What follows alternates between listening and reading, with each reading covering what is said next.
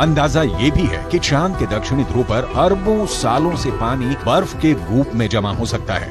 अगर चंद्रयान 3 के रोवर ने इसकी पुष्टि कर दी तो चंद्रमा पर जीवन की संभावनाओं से जुड़े सटीक संकेत मिल सकते हैं। अगर संकेत सकारात्मक रहे तो चांद पर इंसानों की बस्ती बसाने का सपना भी साकार हो सकता है। बड़ा सवाल है, चांद पर कैसे बसेगी इंसानों की बस्ती?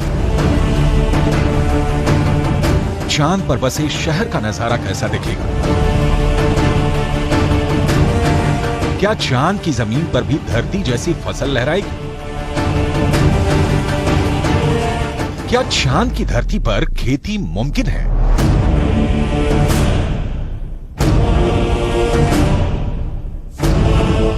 विज्ञान कहता है कि चांद पर अभी इंसानों के रहने लायक वातावरण नहीं है, लेकिन नासा का कहना है कि आने वाले वक्त में चंद्रमा की धरती को रहने लायक बनाया जा सकता है। लेकिन दावे के मुताबिक चांद पर बसने वाली बस्ती नहीं होगी सस्ती।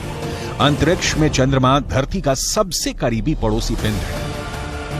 पिछले 6 दशकों में इंसानों ने 100 से भी अधिक मून मिशन को अंजाम दिया है। सभी मिशन को कामयाबी नहीं मिली, लेकिन इन मिशन ने चांद को सबसे ज्यादा खोजा जाने वाला स्थान बना दिया और अब चंद्रमा पर जीवन की संभावनाओं की तलाश हो रही है।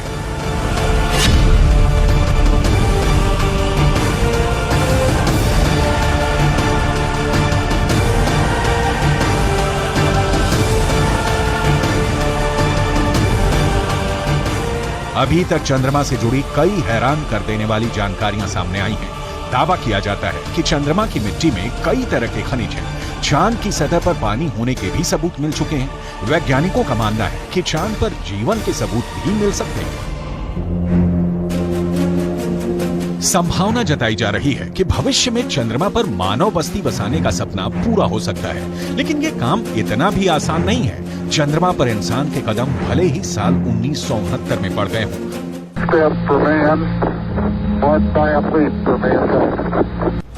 लेकिन कड़वी सच्चाई ये भी है कि 1972 के बाद से किसी भी अंतरिक्ष यात्री ने चांद पर कदम नहीं रखा।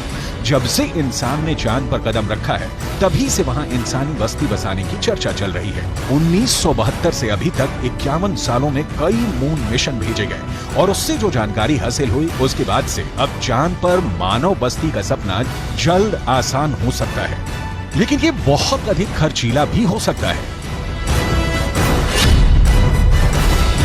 क्योंकि अगर चंद्रमा पर कॉलोनी शुरू करने के लिए धरती से सामान भेजने होंगे तो ये काफी महंगा साबित होगा। एक अनुमान के मुताबिक सिर्फ 100 लोगों के लिए चांद पर जरूरी सामान भेजने के लिए करीब 1.25 लाख करोड़ रुपए का खर्च आएगा।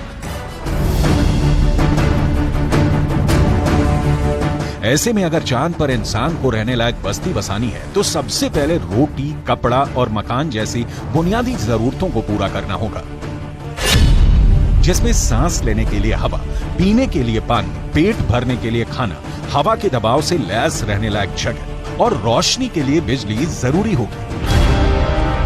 दावा है कि इनमें से ज्यादातर जरूरतों को चांद से ही पूरा किया जा सकता है। चंद्रयान 1 की मदद से चांद पर पानी होने की पुष्टि हो चुकी है। पानी की खोज के बाद इसरो अब चांद पर जमी बर्फ का विश्लेषण करने में जुटा है। चांद की सतह की बनावट को समझने में लगा है।